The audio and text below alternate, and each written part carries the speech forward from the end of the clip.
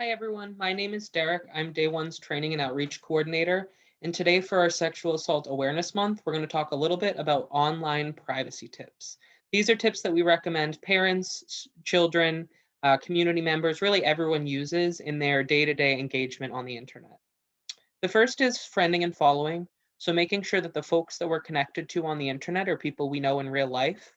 We know that a lot of times, especially with teenagers, we see that there's this um, want to be connected to as many people as we can on the internet, but we really try to keep those friend lists and those following lists as small as we can. We want folks to remain connected to the people on the internet that they know in real life.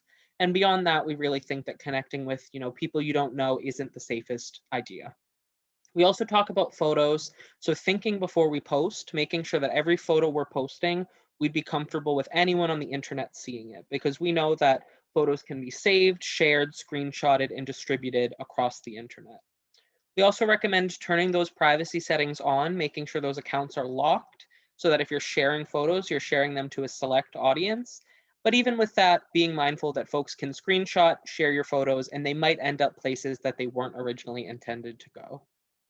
We also recommend not posting personally identifiable information like your schedule, your school name or logo, your address and phone number, because this is information that can be used to really locate someone and, potentially place them in an unsafe situation. So we recommend, whether it's on a live stream, whether it's on a Snapchat, not posting about location, address, phone number, that sort of thing.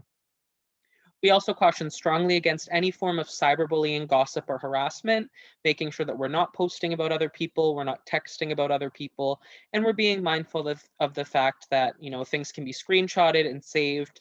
A post about one person that's not intended to be seen by that person may very well end up in their hands, and then, that's a form of harassment, and it's not something that we want to encourage. So really recommending not talking about other people on the internet, online in any capacity.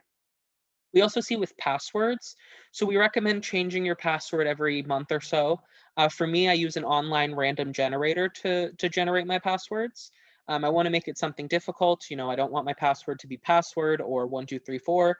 So we make those passwords something that are not easy for folks to access.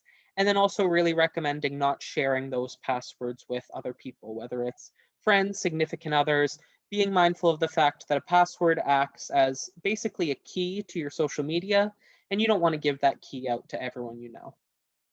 Finally, we talk about location services.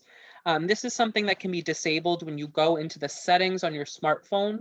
For most social media apps that we use, there's a location services component where it's broadcasting your location to the other folks that you're connected to on these apps. A famous example of this is Snapchat and the new Snap Maps feature, which broadcasts your location to the folks that you have on Snapchat. Now, obviously, we see this as a safety concern, right? This isn't something that folks need to have access to. We don't recommend sharing those location services with folks that don't need it. The only really extenuating circumstance there might be a parent recommending a child's location or something along those lines. But we recommend going in, looking at what apps you're currently using, what apps have those location services on, and then disabling them when you can. As always, Day One is here for the community. We really want to be a resource to help folks remain safe and help folks feel like they can navigate being online in a way that works for them. So if you have any questions, please feel free to reach out to Day One. We're happy to talk with folks and make sure that they're feeling like their information is private, that they're safe and they're secure, so that we can prevent sexual assault, domestic violence, and any form of sexual violence. Thanks for taking the time to view this video. I appreciate it, and have a great rest of your April Sexual Assault Awareness Month. And please continue to engage with our content. We love to build this connection with the community. Thanks so much.